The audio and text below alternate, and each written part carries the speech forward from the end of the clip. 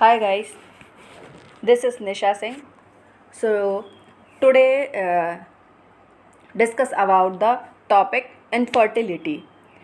So जब हम इस टॉपिक के बारे में सुनते हैं इनफर्टिलिटी तो हम बहुत ही वर्ड हो जाते हैं। इनफर्टिलिटी अगर डायग्नोज्ड हुआ है किसी को तो वो बहुत वरिड हो जाते हैं कि इनफर्टिलिटी। तो हम आज इस टॉपिक के बारे में डिस्कस करेंगे कि इनफर्टिलिटी एक्चुअल में होती क्या है और इसका ट्रीटमेंट क्या है, कॉजेज़ क्या हैं इसके, वो सब हम डील करेंगे। So let's start. इनफर्टिलिटी, तो फर्स्टली हम जान लेते हैं फर्टिलिटी क्या है। ठीक है, व्हाट इज़ फर्टिलिटी? तो fertility it means ability to conceive after having regular unprotected sex. It means जो एबिलिटी है कंसीव करने की, क्या बेबी कंसीव करनी, प्रेगनेंसी कंसीव करने की, तो वो एबिलिटी को हम बोलते हैं फर्टिलिटी। इसके अपोजिट, जस्ट अपोजिट हम जाएंगे इनफर्टिलिटी। इनफर्टिलिटी क्या? Inability to conceive after having regular unprotected sex. Regular unprotected coitus हो रहा है कपल्स के बीच में, उसके बाद भी अगर प्रेगनेंसी कंसीव नहीं हो पा रही, प्रेगनेंसी कंसीव नहीं हो रही है और 1 ईयर तक 1 ईयर या इसके ज़्यादा टाइम हो चुका है, 1 ईयर 2 ईयर हो चुके हैं, उसके बाद भी प्रेगनेंसी कंसीव नहीं हो पा रही, तब हम उस कंडीशन को बोलेंगे infertility. So clear? Then next types, primary infertility, then secondary infertility. Primary infertility denote patient who has never conceived. जो women हैं, जो couple हैं, उन women हैं उसमें से उसने कंसीव नहीं किया है, उसने कंसीव कर ही नहीं पा रही, तो उसको हम बोलेंगे primary infertility. Next, secondary infertility indicate previous pregnancy but failure to conceive subsequently. Previous pregnancy हुई बट फेलियर है तो वो जाएगा, क्या हो जाएगा? Secondary infertility. अब इंसिडेंस 80% जो कपल होते हैं वो क्या कर लेते हैं, अचीव कर लेते हैं, प्रेगनेंसी हो जाता है उनका। नॉर्मल जो फ्रिक्वेंसी है 4 to 5 टाइम इन एक वीक में, अगर अनप्रोटेक्टेड सेक्स कर रहे हैं तो उनको 1 साल के अंदर तक कंसीव कर लेती है वेमेन। बट 10% कुछ लोग ऐसे होते हैं, 10% कपल्स ऐसे होते हैं कि उनके बीच में 2nd of 2 ईयर के तक वो अचीव कर लेते हैं, प्रेगनेंसी कंसीव हो जाती है। नेक्स्ट 10%, रिमेनिंग जो 10% बचते हैं वो इनफर्टिलिटी, मतलब क्या, 2nd ईयर के एंड तक भी प्रेगनेंसी कंसीव नहीं कर पा रहे हैं, तो उस कंडीशन में हम जाएंगे इनफर्टिलिटी। ठीक, अब देखेंगे हम कॉजेज़ ऑफ इनफर्टिलिटी। क्या क्या कॉजेज़ हैं जिनके कारण इनफर्टिलिटी कॉज होती है मेल में और फीमेल में। तो हम सबसे पहले देखेंगे मेल में low sperm count. Sperm count क्या है? लो है। अब हम लो स्पर्म काउंट कैसे बोलेंगे? 20 मिलियन स्पर्म पर ml, जो सीमन जब एक बार एजैकुलेट होता है, जब एक सेक्स करने के बाद जब एजैकुलेशन होता है, तो एक बार जब सीमन निकलता है उसमें लगभग 20 ml या इससे मोर स्पर्म निकलते हैं। बट अगर इससे भी कम है, स्पर्म काउंट किससे कम है? 10 मिलियन से भी अगर कम आ रहा है स्पर्म काउंट, तो उसे हम बोलेंगे कि लो स्पर्म काउंट। फिर आ गया नो स्पर्म, मतलब एब्सेंस ऑफ स्पर्म, मतलब जो सीमन है उसमें स्पर्म प्रेजेंट ही नहीं है, तो उसको बोलेंगे हम एब्सेंस ऑफ स्पर्म। फिर स्पर्म मोटिलिटी डिपेंड करती है, तो स्पर्म मोटिलिटी, इमोटाइल स्पर्म है और कैन नॉट स्विम। ठीक है, तो उसके कारण भी इनफर्टिलिटी कॉज होगी। एबनॉर्मल स्पर्म जो हैं वो एबनॉर्मल हैं, तो इनफर्टिलिटी कॉज होगी। फिर और कुछ और कॉजेज़ हैं, testicular infection, testicular cancer, testicular surgery अगर हुई है, इन केस जो मेल जेनाइटल ऑर्गन होता है उसमें टेस्टिस का अगर सर्जरी हुई है, या फिर इनके कुछ भी कैंसर डिटेक्ट हुआ है या इन्फेक्शन हुए, कोई सीवियर इन्फेक्शन हुआ है, तो वो भी क्या कॉज कर सकता है? इनफर्टिलिटी, क्योंकि ये सीमन और स्पर्म को इफ़ेक्ट डालेगा, तो उसके कारण क्या हो सकती है? इनफर्टिलिटी कॉज होगी। एग को प्रॉपरली फर्टिलाइज ही नहीं कर पाएगा। ठीक, फिर ओवर हीटिंग टेस्टिकल्स, जो कुछ ऑक्यूपेशंस, कुछ वर्क ऐसे होते हैं, फॉर एग्जांपल कोल माइंस, जो खदानों के अंदर लोग काम करते हैं, वहाँ पे क्या टेम्परेचर क्या होता है, वहाँ पे टेम्परेचर हाई होता है, या और अदर फैक्ट्रीज़ जहाँ पे क्या है टेम्परेचर हाई है और वहाँ पे वो पर्सन काम करते हैं, जो टेस्टिस हैं ओवर हीट में होती है उनको, या फिर कुछ लोग ये भी मैंने देखा है, ये भी रिसर्च हुई है तो इसमें भी ये भी पता चला, जो लोग प्रॉपरली पूरा टाइम लैपटॉप पे वर्क करते हैं, लैपटॉप को अपने लैपटॉप का ही वर्क रहता है उनका, तो वो क्या है इफ़ेक्ट डालता है उनके टेस्टिकल्स पे, ओवर हीटिंग, जो हीट वाले एरिया में काम कर रहे हैं तो ओवर हीटिंग टेस्टिकल्स, ठीक है। तो उसके कारण क्या होता है, जो सीमन पे फ़र्क पड़ता है, उनकी जो स्पर्म है स्पर्म काउंट कम होगा या स्पर्म डेड हो जाएंगे, मोटिलिटी नहीं रहेगी उनमें, तो वो क्या कॉज करेगा इनफर्टिलिटी। फिर एजैकुलेशन डिसऑर्डर, 4 टाइप का एजैकुलेशन डिसऑर्डर होता है। एजैकुलेशन डिसऑर्डर, एजैकुलेशन से आप अंडरस्टैंड हो रहा होगा, ejaculation disorder, premature ejaculation, delayed ejaculation, retrograde ejaculation and anejaculation, ये 4 टाइप का एजैकुलेशन डिसऑर्डर होता है। तो inability of a man to efficient ejaculation semen from the penis at moment of sexual climax, इसे हम बोलते हैं ejaculation। फिर नेक्स्ट है वेरिकोसील। वेरिकोसील जो वेरिकोस वेन जो होती है स्क्रोटम में, अगर उसका एनलार्जमेंट हुआ है तो हम उसे बोलेंगे वेरिकोसील। तो उसके कारण भी क्या होता है, इनफर्टिलिटी कॉज होती है। फिर अनडिसेंडेड टेस्टिकल्स, अनडिसेंडेड टेस्टिकल्स मतलब कि क्या, जब ये कंजेनाइटल होता है बाय बर्थ, जब टेस्टिस क्या है एब्डोमेन में ही रह गया है, बाहर टेस्टिस क्या है अनडिसेंडेड है, बाहर नहीं आया हुआ है, तो उसको हम बोलेंगे अनडिसेंडेड। तो ये तो सर्जरी के थ्रू इसको पहले ही इसको ट्रीट कर दिया जाता है, जब बेबी डिलीवर्ड होता है उसके बाद अगर ये डिटेक्ट हुआ है तो इसको ट्रीट कर दिया जाता है, ठीक है। फिर नेक्स्ट हम जाते हैं हाइपोगोनेडिज्म, मतलब टेस्टोस्टेरोन का लेवल क्या है डेफिशिएंसी है, अगर टेस्टोस्टेरोन का लेवल डेफिसिट हो रहा है तो ये टेस्टोस्टेरोन क्या है हमारे हार्मोन है मेल में जो जो सीक्रेट होता है, तो उसको अगर उसका लेवल हाई है या इम्बैलेंस है, हाई हो रहा है या लो हो रहा है, तो वो भी क्या करेगा एक प्रॉब्लम क्रिएट करेगा ये, ठीक है। फिर जेनेटिक एबनॉर्मलिटी, जेनेटिक एबनॉर्मलिटी में वही आएगा जो जेनेटिकली जो बाय बर्थ कुछ एबनॉर्मलिटी है टेस्टिस या फिर पेनिस में, तो उसको क्या बोलेंगे हम जेनेटिक एबनॉर्मलिटी। फिर mumps testicular infection, mumps testicular infection हुआ है जो उसके कारण भी कॉज होगा। हाइपोपेडियासिस, हाइपोस्पेडियासिस हुआ है, हाइपोस्पेडियासिस मीन्स क्या होता है, opening of the penis is on the under side rather than the tip, इसे बोलते हैं हम हाइपोस्पेडियासिस। तो अगर ये कॉज हुआ है तो भी इनफर्टिलिटी है। फिर क्लेमाइडिया इन्फेक्शन, क्लेमाइडिया इन्फेक्शन हुआ है, ये एसटीडी में आता है, सेक्सुअल ट्रांसमिटेड डिसीज़। अगर क्लेमाइडिया इन्फेक्शन है तो वो भी इनफर्टिलिटी कॉज कर सकता है। अब हम पहुँचेंगे, ये हमने देखा किसमें, मेल में, जो एक मेल है उसमें क्या क्या कॉजेज़ होते हैं जिसके कारण इनफर्टिलिटी कॉज होता है, ठीक है। अब हम देखेंगे इन विमेन, ठीक है। तो फीमेल है जिसमें हम ओव्यूलेशन डिसऑर्डर, अगर ओव्यूलेशन डिसऑर्डर है किसी भी प्रकार का, जैसे कि प्रीमैच्योर ओवेरियन फेलियर है, पॉलीसिस्टिक ओवेरियन सिंड्रोम है। पॉलीसिस्टिक ओवेरियन सिंड्रोम क्या होता है, इसमें क्या होते हैं हार्मोन्स इम्बैलेंस के कारण ये डिसऑर्डर होता है, हार्मोन्स जो इम्बैलेंस हैं बॉडी में किसी भी फीमेल की, उसके कारण वो क्या करेंगे ओवरी पे इफेक्ट डालेंगे, या फिर ओवरी पे इफेक्ट डालते हैं और उसमें क्या होता है एक स्मॉल सिस्ट भी, विथ स्मॉल ओवरीज में जो स्मॉल सिस्ट भी प्रेजेंट होता है उसे हम बोलेंगे पॉलीसिस्टिक ओवेरियन सिंड्रोम, ठीक है। नेक्स्ट हाइपर प्रोलैक्टेमिया, हाइपर प्रोलैक्टेमिया है अगर प्रोलैक्टिन जो हार्मोन है वो हाइपर है, हाई है हो रहा है, तो भी वो भी क्या डालेगा इनफर्टिलिटी कॉज करेगा। पुअर एग क्वालिटी, जो भी ओवरी जो एग रिलीज़ करती है अगर वो पुअर एग क्वालिटी है तो वो भी इनफर्टिलिटी उससे भी कॉज होगी, ठीक है।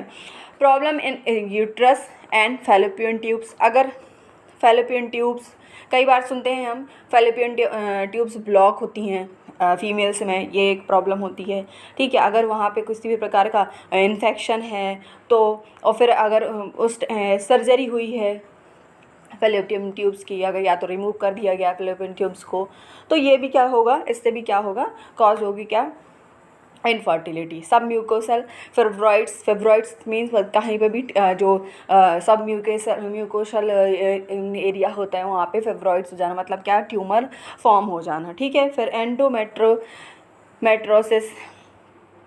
ये अगर प्रॉब्लम होगी तो भी क्या होगा, इनफर्टिलिटी कॉज होगा। प्रीवियस स्टेलाइजेशन ट्रीटमेंट, कोई भी उन्होंने प्रीवियस स्टेलाइजेशन ट्रीटमेंट लिया है तो उसके कारण भी।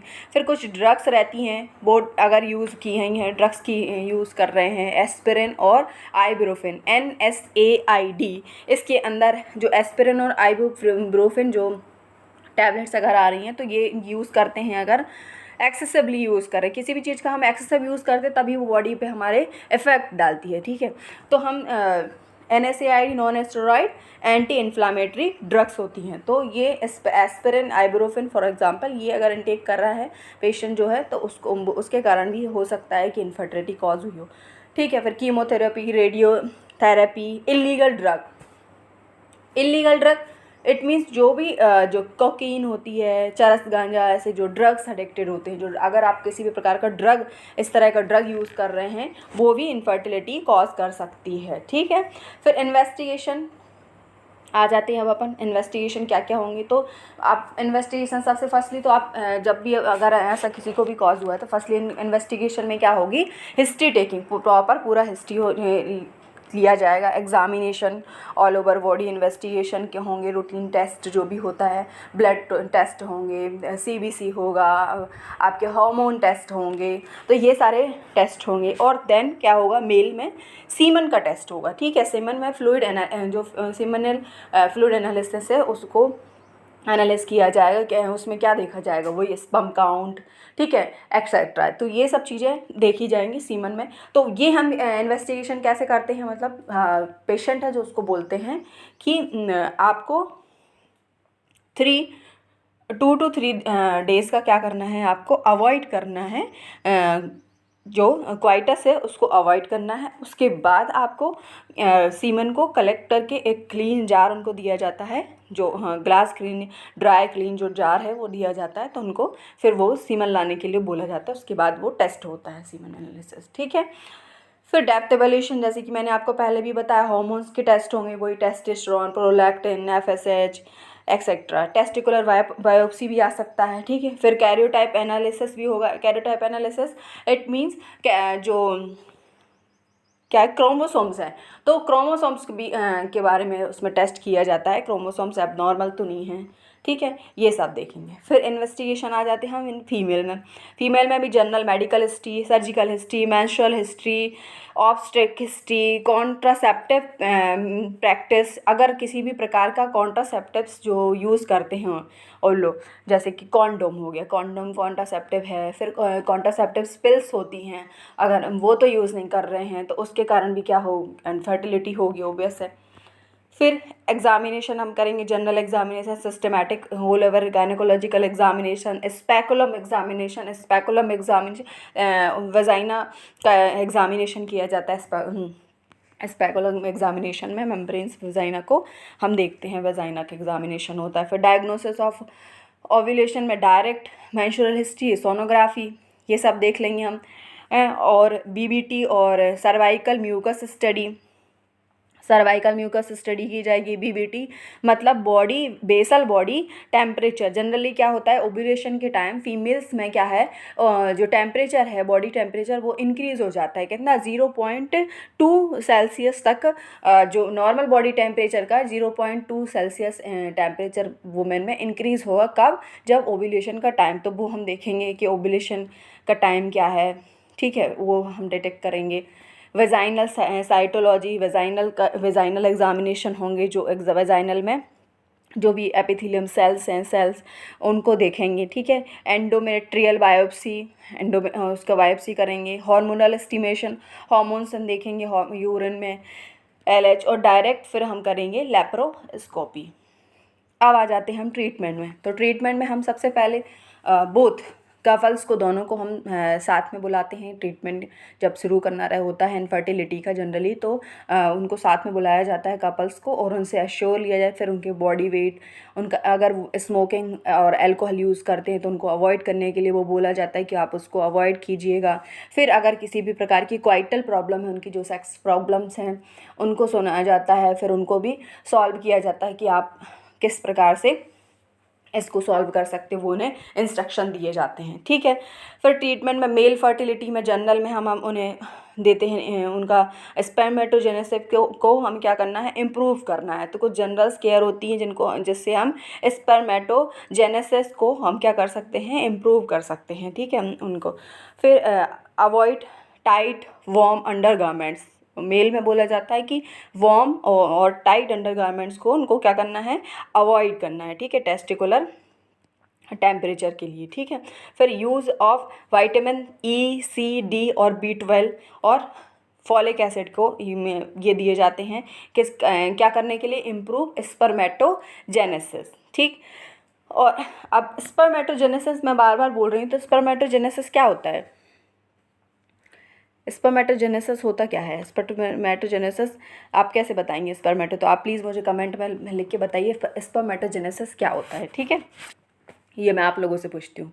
ओके, फिर इस तरह से हम उनको मेडिकेट करेंगे। फिर और HCG जो होते हैं वो मेडिसिन प्रोवाइड करेंगे। HCG 500 IU, ये जो मेडिसिन है ये उनको देंगे। डोपामिन अगोनिस्ट देंगे, डॉक्टर प्रिस्क्राइब करते हैं। Dopamine agonist give hyper prolactinemia, given in hyper prolactinemia to reduce normal prolactin, to restore normal prolactin and testosterone level. तो डोपामिन अगोनिस्ट क्यों दी जाते हैं कि क्या करना है, रीस्टोर करना है नॉर्मल प्रोलैक्टिन और टेस्टोस्टेरोन लेवल को। ठीक है, नॉर्मल करना है। फिर ये और भी ट्रीटमेंट होते हैं। फिर सर्जिकल ट्रीटमेंट एक में इसमें है सर्जिकल ट्रीटमेंट। अब अपन आते हैं कि मेल में सर्जिकल ट्रीटमेंट क्या क्या होते हैं।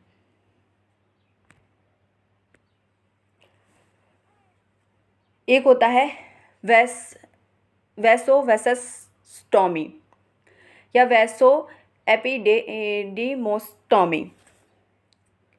ये प्रोसीजर क्या होती है, एक प्रोसीजर क्या होती है, मेल में प्रोसीजर होती है।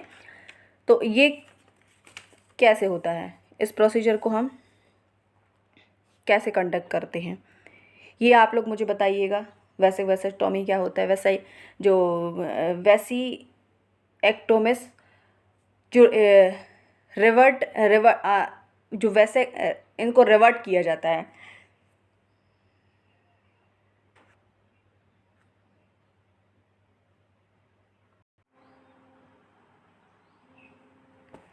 नेक्स्ट हम देखेंगे सर्जिकल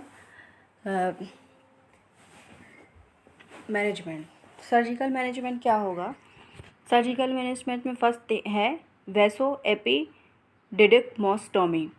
एक ही प्रोसीजर होती है, सर्जिकल प्रोसीजर होती है जिसमें वैसेक्टोमिक्स आर रिवर्स्ड कर दिया जाता है। ठीक है। फिर hydrocele is correct by surgery. Hydrocele अगर है, hydrocele it means fluid filled around the testicles, तो हाइड्रोसील है उसको सर्जरी के थ्रू उसको करेक्ट कर दिया जाता है। फिर एक होती है अनडिसेंडेड टेस्टिस को ऑर्किडोपैक्सी जो अनडिसेंडेड टेस्टिस होती है, मैंने बताया था अनडिसेंडेड टेस्टिस क्या होते हैं। तो उस जो इनको 2 to 3 ईयर की एज में ही क्या कर दिया जाता है, करेक्ट कर दिया जाता है इस प्रोसीजर के थ्रू। ठीक। फिर अब हम पहुंचेंगे ट्रीटमेंट इन फीमेल में ओव्यूलेशन डिसऑर्डर है। अगर किसी भी प्रकार का ओव्यूलेशन डिसऑर्डर है फीमेल में तो उसको भी उसको करेक्ट किया जाएगा। फर्टिलिटी जो ड्रग हैं उनको प्रिस्क्राइब किया जाएगा। जो फर्टिलिटी ड्रग जो गायनेकोलॉजिस्ट हैं वो प्रिस्क्राइब करेंगे। PCOD है, अगर PCOD है तो हार्मोनल इम्बैलेंस हो रहा है तो उसके कारण भी उनके लिए भी फर्टिलिटी ड्रग और जो हार्मोनल इम्बैलेंस को बैलेंस करने के लिए उन्हें ड्रग प्रिस्क्राइब किए जाएंगे। FSH हार्मोन प्रोड्यूस्ड बाय, जो FSH है वो प्रोड्यूस करता है कौन, पिट्यूटरी ग्लैंड। ठीक है, तो ये सब हार्मोन बैलेंस करने के लिए ड्रग उनको प्रिस्क्राइब की जाएंगी। फिर सर्जरी है, अगर सर्जरी किसी भी प्रकार की यूज़ करना है, अगर हम इससे भी इनफर्टिलिटी को ठीक नहीं कर पा रहे तो हम लास्ट में जाते हैं सर्जरी पे। तो सर्जरी में लैप्रोस्कोपिक ओवेरियन ड्रिलिंग सर्जरी होती है, उसको परफॉर्म करेंगे कि लैप्रोस्कोपिक ड्रिलिंग सर्जरी करते हैं। ठीक है, इसमें क्या करते हैं, surgical technique of puncturing the membrane surrounding the ovary with a laser beam. तो अपन ओवरी जो सराउंडिंग ओवरी जो मेम्ब्रेन्स हैं उनको पंचरिंग करके हम सर्जरी लैप्रोस्कोपिक सर्जरी को करते हैं।